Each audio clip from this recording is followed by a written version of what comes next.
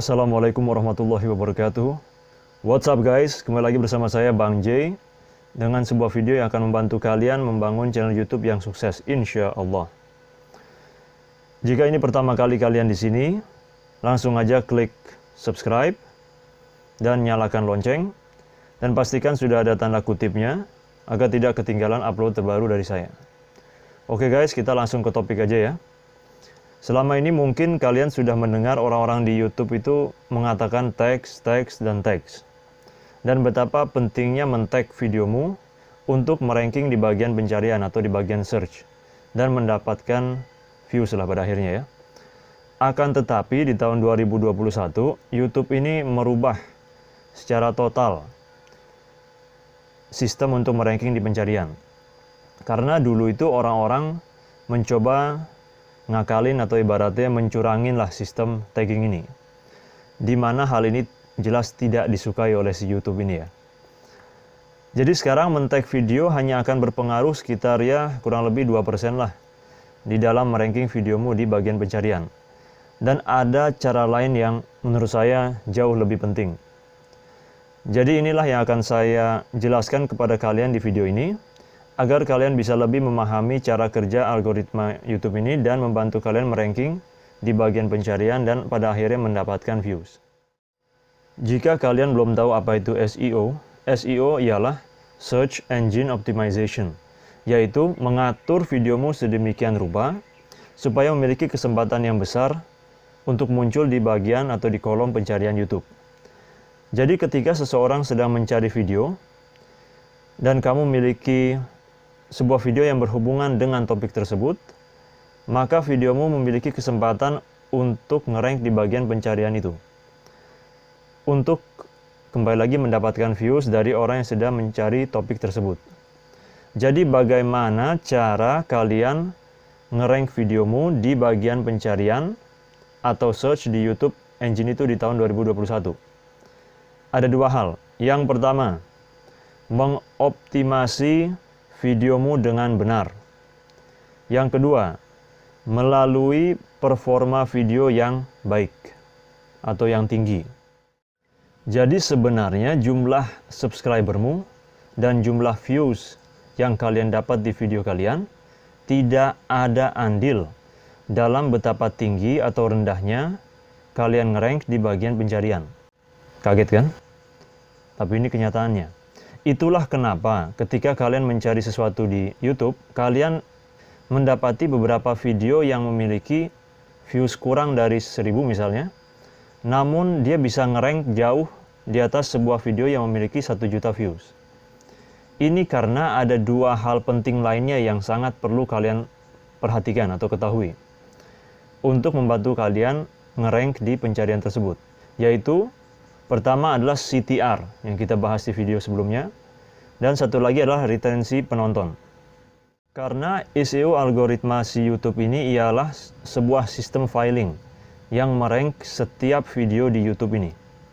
Jadi apakah video kalian ngerank nomor 1 atau nomor 200.000 ke bawah, setiap dari videomu itu memiliki urutan rank.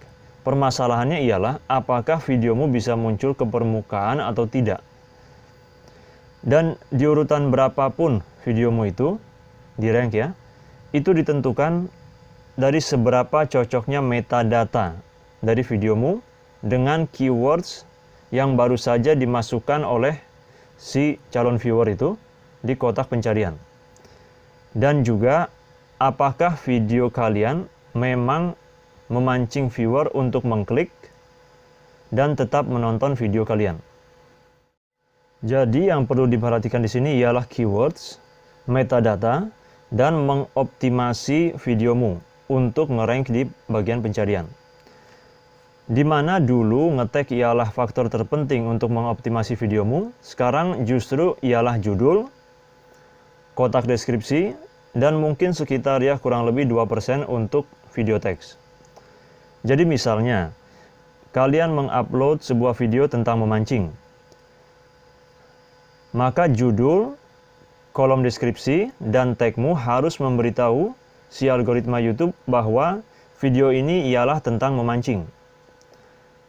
Sehingga ketika ada seseorang pergi ke YouTube dan mencari tentang memancing, si algoritma akan secara otomatis mengasosiasi apa yang barusan dicari oleh orang tersebut dengan metadata dan keywords di videomu itu. Jadi judul dan deskripsi videomu harus memuat keywords yang baru saja dicari oleh orang tersebut. Dan seperti yang kita tahu, bahwa YouTube merekomendasikan kolom deskripsimu memuat 200 kata yang akan memberitahu si algoritma sebanyak mungkin informasi tentang apa isi dari videomu itu. Dan jika kalian pergi ke kolom pencarian YouTube dan mengetik kata memancing misalnya, di setiap video yang muncul di bagian teratas ya, misalnya katakan yang 10 teratas, itu akan memiliki keyword dalam tanda kutip memancing di setiap atau di tiap bagian judul dan deskripsi video mereka. Jadi ketika kalian mau mengupload sebuah video ke YouTube dan jika kalian mau mendapatkan kesempatan untuk muncul di bagian teratas video ranking, kalian harus menyertakan keywords penting tersebut di bagian judul dan deskripsi videomu itu. Lalu yang perlu diperhatikan berikutnya ialah performa dari videomu. Yang terjadi dulu ialah YouTuber itu mencurangi sistem ini dengan memasukkan teks secara random di bagian teks dan description box itu atau kotak deskripsi yang tidak ada hubungannya dengan konten mereka, hanya supaya mereka bisa ngerank di bagian pencarian. Dan hal ini benar-benar nggak disukai oleh YouTube. Sehingga di tahun 2021 ini mereka membereskan hal itu. Dalam usahanya si YouTube untuk memastikan bahwa setiap dari penonton mereka bisa mendapatkan konten yang sesuai dengan apa yang mereka cari, si algoritma YouTube ini sekarang memperhatikan performa video, yang pada dasarnya ialah CTR atau click-through rate dan retensi penonton. Yang artinya, jika seseorang memiliki videonya berada di bagian 10 besar di urutan rank atau ranking dan memiliki lebih dari katakanlah 1 juta views, tetapi videomu sendiri hanya memiliki kurang dari 1000 views, walaupun video mereka memiliki views yang jauh lebih banyak darimu, jika kamu memiliki CTR yang lebih tinggi dan juga retensi penonton yang baik, maka videomu itu bisa ngerank jauh di atas video mereka tersebut. Kembali lagi, belum ada kejelasan dari pihak YouTube tentang seberapa besar persentase CTR yang kita perlukan. Atau CTR segini baik, atau CTR segini kurang baik.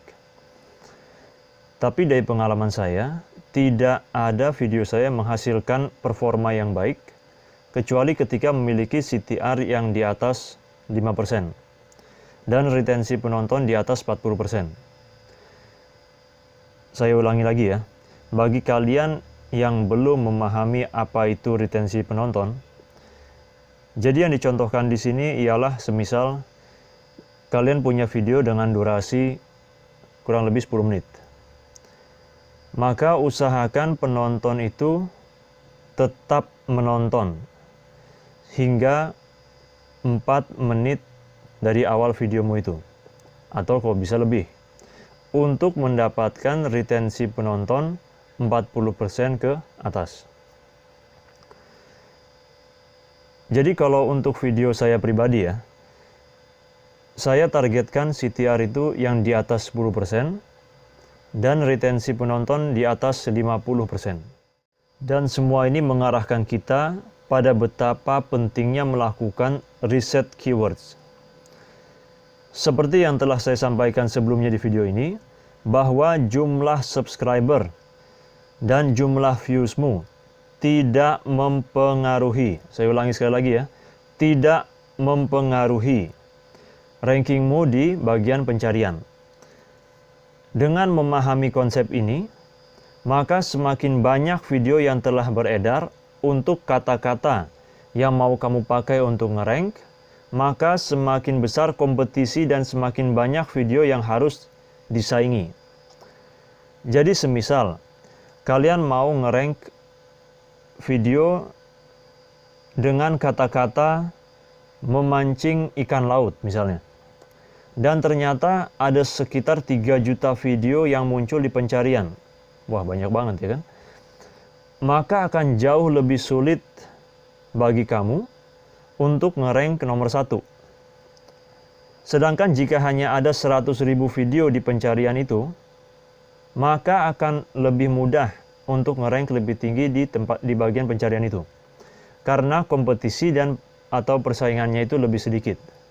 Dari sisi lain, di mana volume pencarian yang menjadi perhatian, jika kalian berusaha keras untuk nge-rank di pencarian untuk kata-kata yang tidak dicari oleh orang-orang, maka tindakan itu tidak akan mendatangkan views bagi video kalian.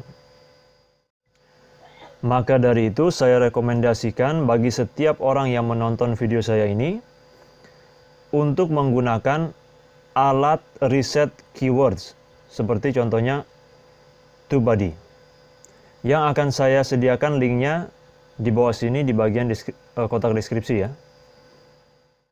Gue tahu lu suka yang gratis dan udah gue siapin versi gratisnya. Pencet like. Jadi cara kerja dari aplikasi ini adalah ketika TubeBuddy sudah terhubung dengan channel YouTube-mu, kalian tinggal arahkan ke bagian Keyword Explorer dan cari saja keyword yang mau kalian gunakan untuk nge-rank alias kata-kata yang kamu pakai tadi. Lalu akan diperlihatkan search volume, competition volume, dan overall score. Jadi jika overall score kalian di bagian kuning atau di bawahnya, dan search volume sedikit, serta competition volume tinggi, maka ini menunjukkan kecil kesempatan videomu itu untuk nge-rank. Jadi lebih baik cari kata-kata lain aja. Oke guys, saya rasa segitu dulu videonya ya. Dan saya rasa udah lumayan cukup jelas lah semuanya ya. Cuman kalau misalnya kalian mau penjelasan lebih lanjut tentang TubeBuddy ini, ya kalian tulis deh di bawah ya, kasih tahu saya ya di bagian komentar. Kalau emang perlu ya. Kalau yang perlu ya nanti saya bikinin deh sebuah video lagi khusus buat TubeBuddy. Paling tutorial singkat aja berapa menit aja. Untuk cara ngertiin apa maksud-maksud dari poin-poin itulah gitu ya. Dan seperti biasa guys, jika ini bermanfaat, jangan lupa share ke teman-temanmu ya. Biar mereka juga tahu atau dapat pemahaman ini. Dan jangan lupa klik tombol subscribe-nya. Dan nyalakan lonceng. Dan pastikan sudah ada tanda kutip ya. Kalau nggak kalian nggak dapat notifikasi nanti. Dan sampai jumpa di video berikutnya guys. Oke. Assalamualaikum warahmatullahi wabarakatuh. Bye-bye.